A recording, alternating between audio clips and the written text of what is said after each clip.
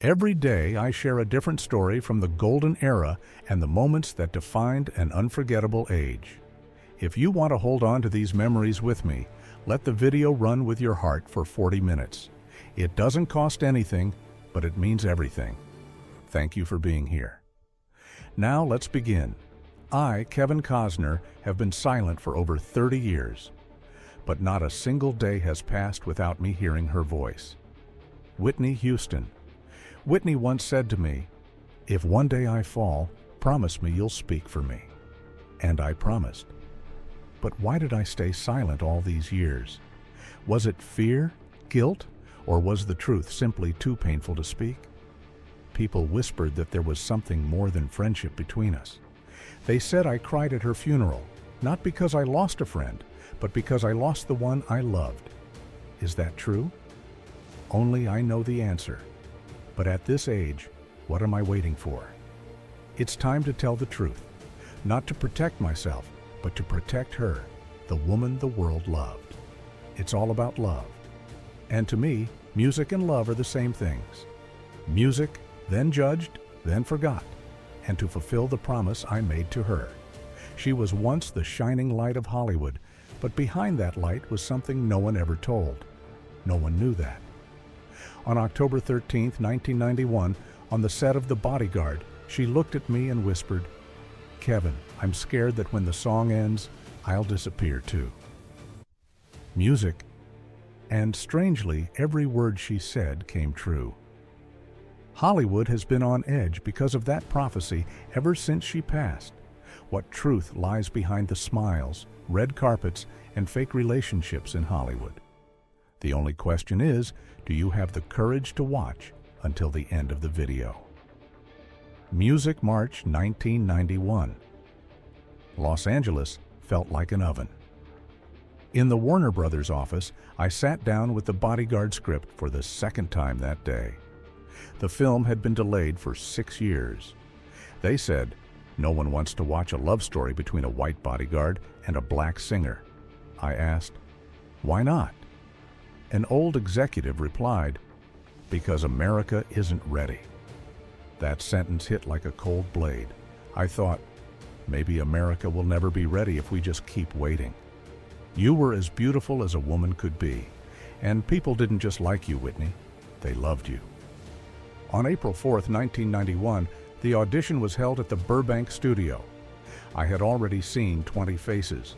They were beautiful, professional, safe, and completely soulless. Then she walked in. Whitney Houston, 28 years old, short hair, a face with a hint of pride, eyes bright but anxious. When the director asked if she was ready, she just shook her head. Her hands trembled.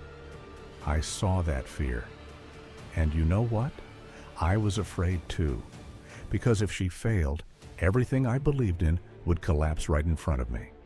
I walked over and whispered, "Whitney, don't try to act. Sing like you're singing to yourself." She looked up. In that moment, the room fell completely silent. She began to sing. No microphone, no background music, just her real voice, a sound that was both pure and heavy, like a prayer. When she finished, I couldn't say a word. And you know what? I saw the director stand up, tears falling into his hands. The very next day, I called the studio. They said, "No, it's impossible. She's a black singer. The audience won't accept it." I let out a cold laugh. I said, "If they don't accept it, then I'll take the responsibility." And I signed my name on the contract. June 1991, we started filming in Miami. On the first day, Whitney arrived 2 hours late. She lowered her head to apologize, her eyes red. I knew she had been crying. I didn't ask why. In the first scene, she had to do a kiss with me. She gave a nervous smile. "I've never done a kissing scene before," I said. "Then don't act." And when the camera rolled, she closed her eyes. A real kiss. No props, no retakes. When the director yelled, "Cut!" the entire set went silent. I could hear my heart beating. Something had just crossed beyond the screen. From that day on, the rumors started. The press took pictures of us having lunch, snapshots of me smiling at her. One paper even wrote, "Kevin Costner, Whitney Houston, real love on a fake screen." I stayed silent, but deep down I knew the truth is always more complicated than the rumors. One afternoon in July, we were filming a scene of her singing in an empty auditorium. That scene wasn't in the script.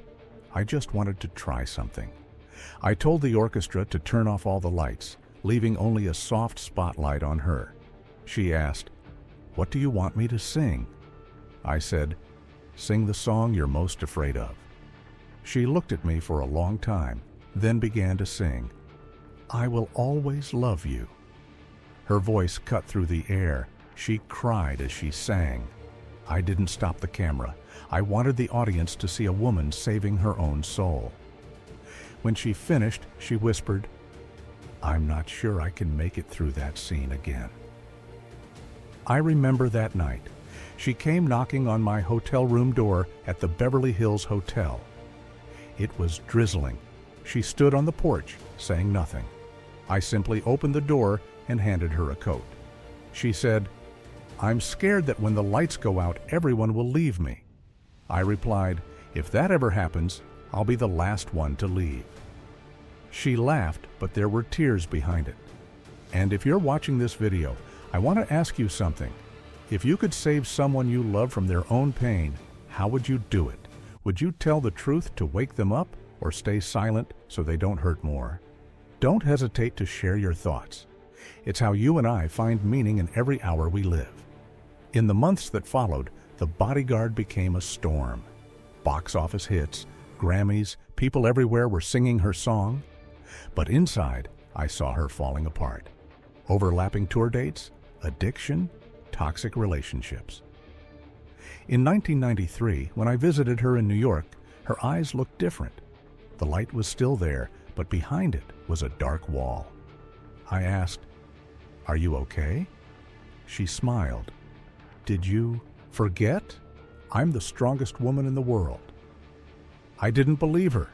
I saw her hand shaking beneath her sleeve. The more successful she became, the lonelier she seemed, and the more helpless I felt. All I could do was the one thing I'd always done: write letters. One of those letters I wrote in February 1994. "Whitney, if one day you feel tired, remember you don't need to sing to be loved. You just need to live." She never replied, but 2 weeks later, I received a photo in the mail. On the back, there were just 3 handwritten words: "I'm still here." Would you believe me if I said I still keep that photo to this day? Folded small in my wallet, faded with time. Then one day, I got the news she had gotten married. I was happy for her, but deep inside, I felt an unshakable worry. I heard the arguments, the scandals, the canceled shows. I wanted to call her, but every time I picked up the phone, I hesitated. I was afraid she'd think I pied her. In December 1995, we saw each other again at an award show in Las Vegas. She stood in the distance, surrounded by camera flashes, smiling brightly. But when she saw me, she stopped. We didn't say a word, just a nod. But her eyes told me everything. She wasn't the same person she was in 1992. It was that very night. As I was leaving the award show, someone ran up to me and said she just cried in the dressing room. I paused, but I didn't go back because I knew if I did, I wouldn't be able to leave. That night, it rained in Los Angeles. I drove alone, listening to Run to You on the radio. Every lyric, every note felt like a goodbye never said. I knew everything was going to change, but I never imagined that change would be a tragedy. After the success of The Bodyguard, I thought Whitney had touched eternity. Every radio station played her voice. Every stage wanted her. And all of America believed she was living the dream everyone longed for. But the Hollywood dream always has a dark side, and no one teaches you how to walk in the spotlight without getting burned. In 1993, I saw her again in New York. She was thinner, her eyes tired, her laughter out of sync. Music. I have to run from photo oots to interviews, from the studio to the stage. They say I'm an icon, but when I turn off the lights, no one's there, she said. I asked, "What about Bobby?" She went silent. A few months later, the press announced her engagement to Bobby Brown. The whole world was stunned. The elegant pop queen marrying an R&B star known for his wildness. When I called to congratulate her, she laughed. "I need someone who makes me feel alive." But in her voice, I heard a thin trace of sadness, like the sound of a guitar string pulled too tight. The wedding took place on July 18, 1992, at her home in New Jersey, just a few months after The Bodyguard wrapped. I didn't attend, but I watched the video later. She smiled brightly, her eyes sparkled, but between those smiles was a brief flicker of worry. After the wedding, I sent her a short letter. "Hold on to your gentleness. It's the most beautiful part of you." She didn't reply, but a few weeks later, I received a photo of her hands holding a microphone.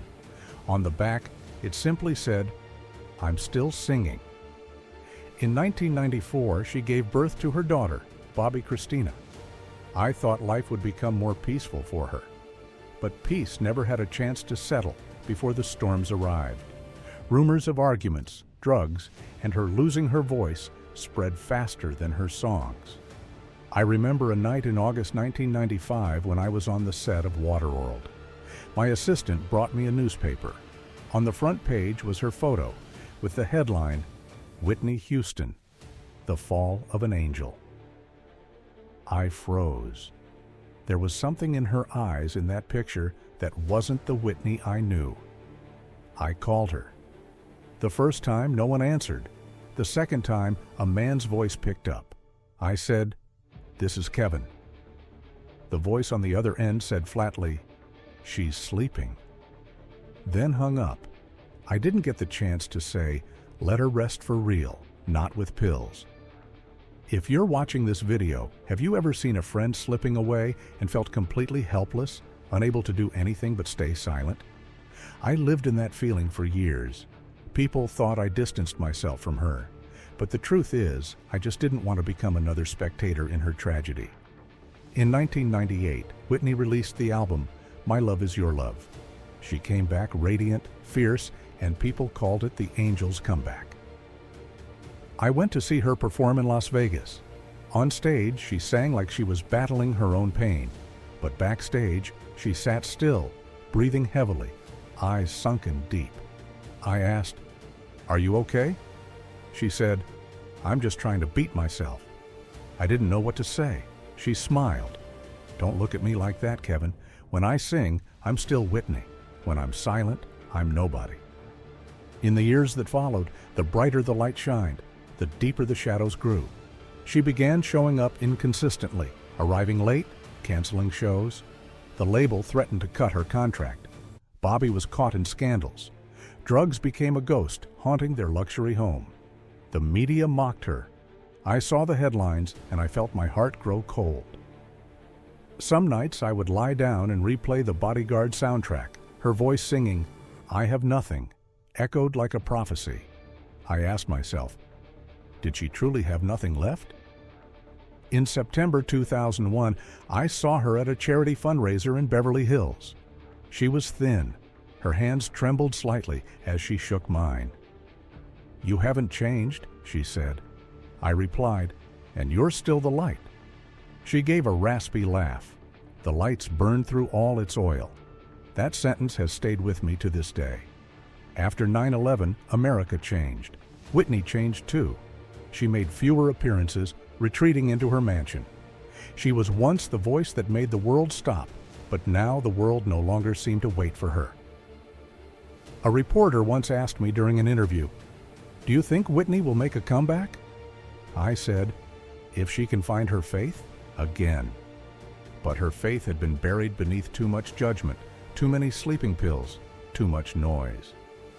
In 2009, when she released the album I Look to You, I listened to every track. Something was different. Her voice was weaker, shaky, but more real than ever. I sent her flowers without a name, just a card that read, "Thank you for still singing." A week later, I got a call from an unknown number. Her voice was soft, almost a whisper. "You still listen to me sing?" I said, "Always?" She paused, then said, "You know, I don't sing for the audience anymore. I sing for myself." That sentence choked me up. At the end of 2011, news broke that she'd be returning in the film Sparkle. I was happy thinking she'd found her way back, but the photo taken at the Beverly Hilton in February 2012 stopped me cold. She was smiling for the camera, but her eyes were dim. 2 days later, the phone rang. A mutual friend gave me the news. "Whitney's gone." I thought I misheard. I asked 3 times. The answer didn't change. I set the phone down and stepped out onto the balcony, looking up at the Los Angeles sky pouring rain. They said she slipped in the bathtub. Others said it was drugs. I don't believe any of it. I only believe she was tired. Too tired to keep living in a world that demanded she be flawless. I imagine that final moment, hotel lights reflecting off the water, soft music playing from the TV, and her alone surrounded by old glory and the most deafening silence a singer could ever face. True silence. If you've made it this far in this video, I want you to ask yourself, when the world gives you everything, are you sure you can still hold on to yourself?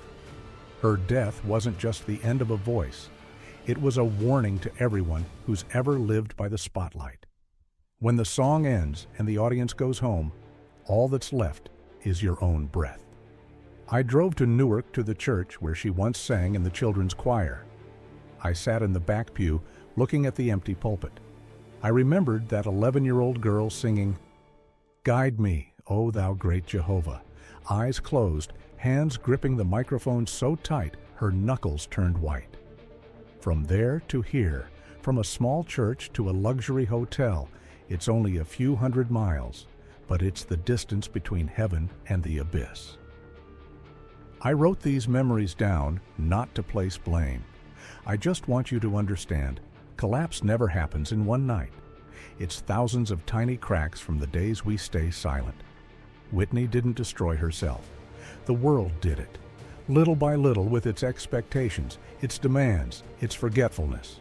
She once asked me, "Kevin, do you think God forgives people who can't forgive themselves?" I didn't have an answer, but now looking back, I just hope she found the forgiveness that we, the living, still haven't learned to give ourselves. And if you're listening to this story, don't just feel sorry. Remember, there are people around you who are falling from their own heavens. Maybe they don't sing. Maybe they're not famous, but they're tired. They're lonely. Write their names in the comments. Let it be a reminder that you see them, that they haven't disappeared. The opening sound is a long, solemn church bell ringing 3 times, each chime spaced 10 seconds apart. The image slowly fades in from a gray sky down to a line of people dressed in black walking through the iron gates of New Hope Baptist Church, Newark, on February 18, 2012. Their footsteps press into melting snow. A gust of wind passes, carrying a white ribbon that reads, "Whitney Houston, our angel." Against a black background, white text appears. Real footage. Whitney Houston's funeral, 2012. My voice, trembling slightly, begins. When I stood there, I wasn't an actor. I was her friend. The sanctuary is silent. In the front rows sits her family. Behind them, familiar faces. People who once sang with her, acted beside her, cried with her. Light filters through the stained glass windows, casting colors across the white flowered casket, breaking into thousands of shimmering fragments, each shard like a musical note, rising, then vanishing. I remember standing there holding a sheet of paper that shook in my hands. I told myself, don't cry, just hold your voice. But when the choir began to sing the opening notes of "I Will Always Love You," the church version, slow, deep, full of soul, I knew I wouldn't be able to hold anything back. I stepped up to the pulpit. I saw the microphone in front of me and remembered how she once said, "I'm not afraid of the microphone. I'm afraid of the silence." And now the whole world was silent. I began. Whitney was not just a singer. She was a miracle. I paused, scanning the church, searching for a flicker of warmth.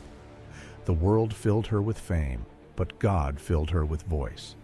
Heads bowed across the sanctuary. I told them about the first time I met her, how her hands trembled during the audition, how I encouraged her to sing from her heart. Each sentence brought back memories in slow motion. Her standing under the lights in Miami, sweat on her brow, hand gripping the microphone, her gaze steady, fearless. That scene blended with real funeral footage. Mourners wiping away tears, a few nodding gently at the mention of the Bodyguard, my voice layered over soft piano. It wasn't the movie that made her famous. It was her courage that made the movie possible. I remember clearly during the funeral preparations, someone asked me, "Do you want to speak in front of millions of people?" I hesitated. I was afraid my words would turn her into a tragic symbol instead of showing who she really was. But the night before the service, I had a dream. I saw her walking out of the mist, still with that same smile, and she said, "Kevin, tell them who I was." When I woke up, I knew I had to speak. I said, "I told her once, fame is not love." And she smiled. That smile you all remember, and said, "But I can sing about love until I feel it again." When I looked at her coffin, I didn't see an idol. I saw a little girl from Newark who once sang in this very church. I saw fear, hope, and light, the kind that never dies. Whitney, 12 years old, singing, "Guide me, O thou great Jehovah," in the church choir. My voice slowed. Maybe that's why God brought her home here, to remind us that even angels return where they first learned to sing. The sanctuary fell silent. Gentle piano blended with soft sobs. I looked down at the paper in my hands where I had written my final lines before arriving that day. Let's remember Whitney, not for how she died, but for how she lived. With laughter, with tears, and with faith, I looked up. I saw her mother gripping the hand of her daughter, Dionne Warwick. Both bowed their heads. Neither said a word. I continued. I imagine heaven right now. It's not silent. There's music. She's singing. And maybe, just maybe, she's smiling again. The organ began to play. Everyone rose. The choir started singing, "I Will Always Love You," the church version. Slow, rich, full of soul. Not perfect, but heartbreakingly beautiful. The camera panned across the congregation, some with eyes closed, others trembling as they sang along. I stood still, listening to every word. And in my mind, I saw her clearly standing on stage back then, light shining from behind, short hair, lips gently pressed together. I whispered in voice-over, my voice cracked from tears. When I stood there, I wasn't an actor. I was her friend. Cut to real footage. I bow my head, holding the microphone, and say, "And to you, Whitney, you weren't just my co-star. You were my one true love story that never needed a script." The sanctuary murmured, a few sobs escaping into the air. I added, "Maybe some love stories aren't meant to have an ending. Maybe they're just meant to remind us how deep a song can go." The camera slowly zoomed in on my face, stained glass light casting a faint halo around my shoulders. My voice cracked low and almost a whisper. There's something I didn't say that day. And maybe it's time. The screen fell into silence. No music, just pure stillness. The scene shifted to black and white in slow motion. I stepped down from the pulpit and walked down the church aisle, paper still in hand. A gust of wind blew and the paper fell to the floor. For a brief moment, the words, "I'm still here," were visible before being stepped on by the crowd. Voice over. There was something I didn't say that day until now. Then came the faint sound of "I Will Always Love You" church version. No instruments, just voices in harmony. The camera filmed from behind, showing me standing alone among the empty pews, light pouring down onto my silver hair. I spoke gently, my voice breaking. We all said goodbye to Whitney that day, but I never did, because you don't say goodbye to the light. You just learn to see it differently. The camera slowly zoomed out. The sanctuary faded into shadow. Only my voice remained, echoing in the stillness. And every time that song plays, I remember my promise, fade to black. The choir's voices fade, leaving only one final organ note, long and soft, then silence. After the funeral in 2012, I didn't return to set right away. I told the press I needed a break, but the truth was, I couldn't stand the sound of the camera turning on. Every time I saw the light hit the lens, I saw her standing on stage, head bowed, wearing a smile that never truly held happiness anymore. I used to think time would blur everything, but I was wrong. Time only makes pain more subtle. It doesn't ache the same way, but it lingers like a scar on the heart that I sometimes forget is there until a song plays unexpectedly in a supermarket or in the car I'm driving alone at night. And I will always love you. That line never ages. It just makes me feel older. I went back to work in 2013. Hollywood had changed. Loud action films, young heroes, blinding lights. None of it was for a man in his 60s anymore. I played Jonathan Kent in Man of Steel, Superman's father. It was a short role, but something about it moved me. I told my fictional son, "You are my son." And as I said that line, I thought of Whitney. I had once taught her how to stand tall, told her to believe in herself, and I had failed when I couldn't save her.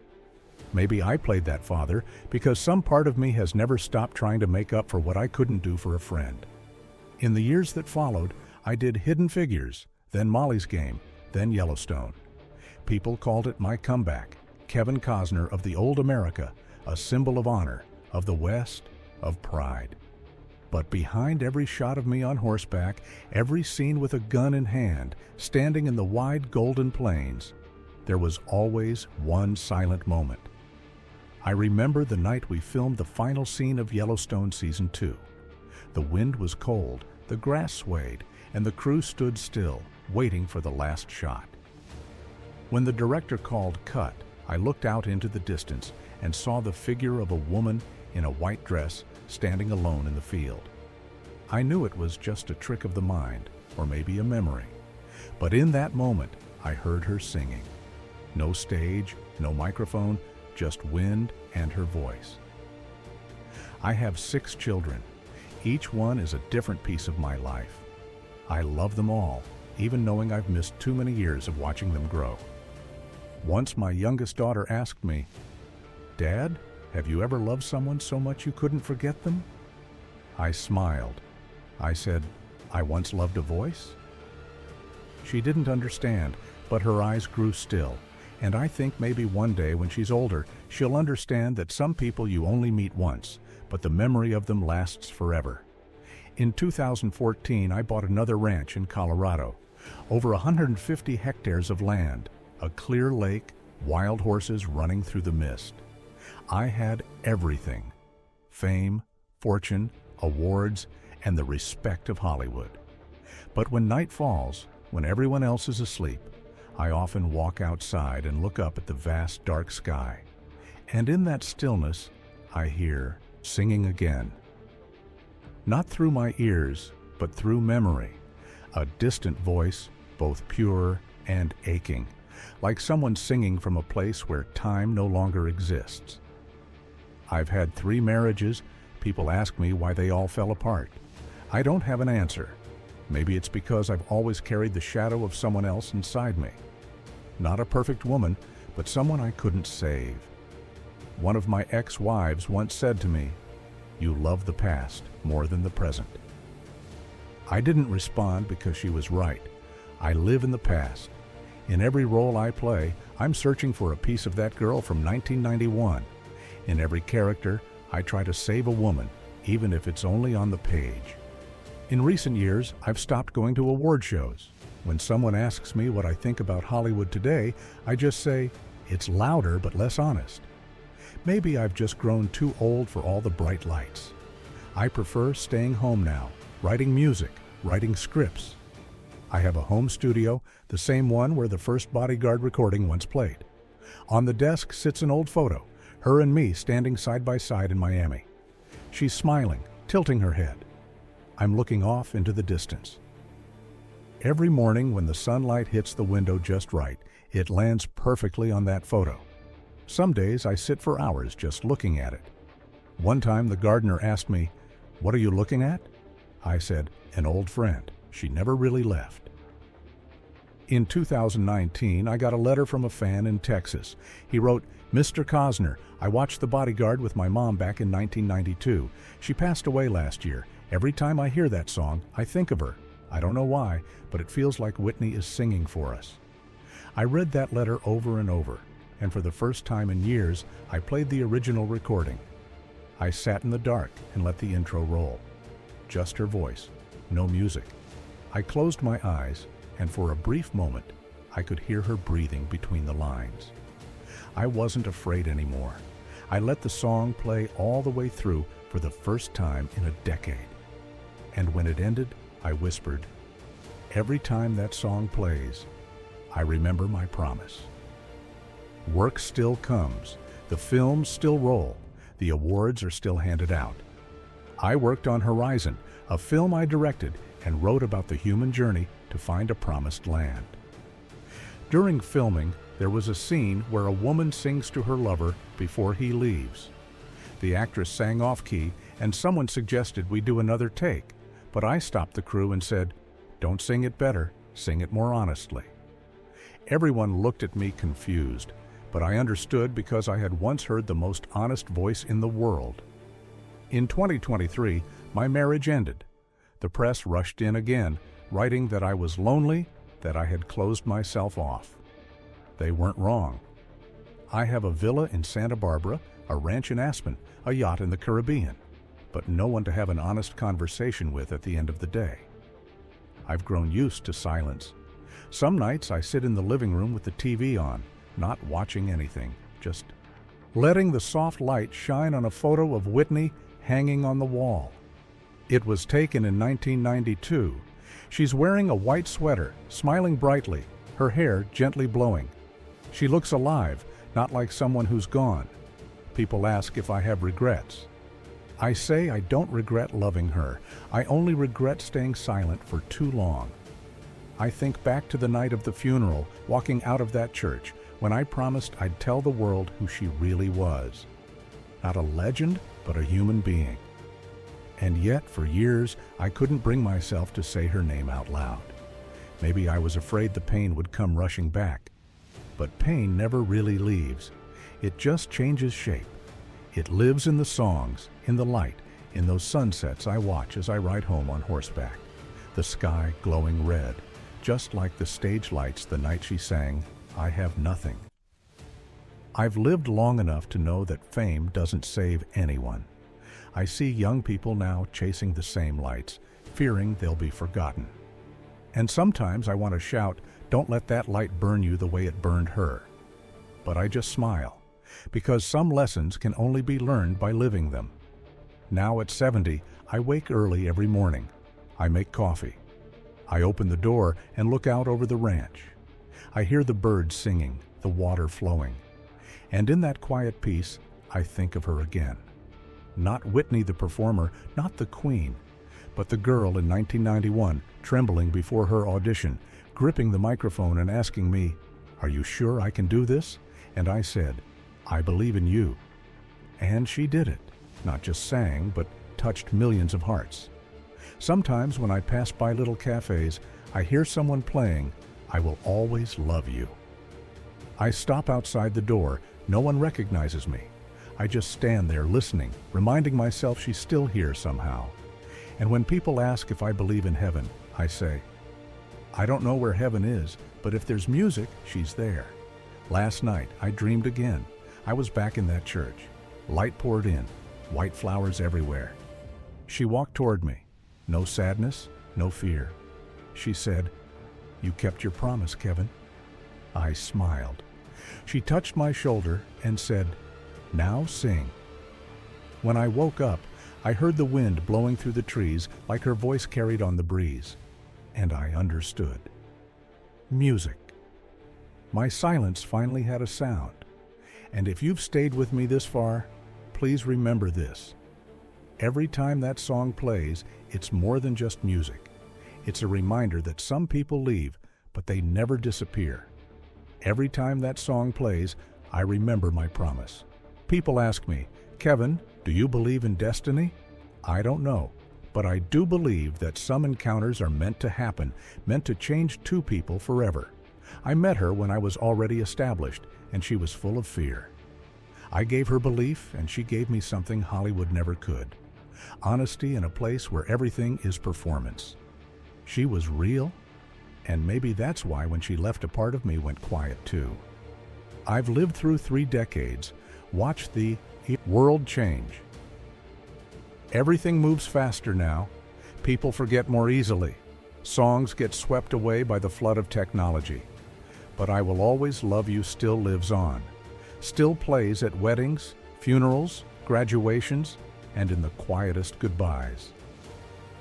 I once saw an old soldier cry when it played at Arlington Cemetery. I once watched a 14-year-old girl sing it on a TV show and say, "I don't know who Whitney is, but this song feels like talking to an angel." And when I hear things like that, I realize maybe this is the true legacy of a person. Not the awards, not the sales, but the emotion they leave behind in others. Whitney wasn't just a voice. She was raw emotion, something the world once touched, then lost, then found again with each generation. I look back on my life, 70 years old, silver hair, hands trembling slightly as I open the lid of an old cassette. I've had fame, wealth, houses. But I'm not afraid of loneliness anymore because I've learned silence has a voice of its own. For many years, I didn't dare share this story. I was afraid people would think I was clinging to the past. But this isn't the past. This is a part of me, a part of all of us, a place where people who truly love never say goodbye.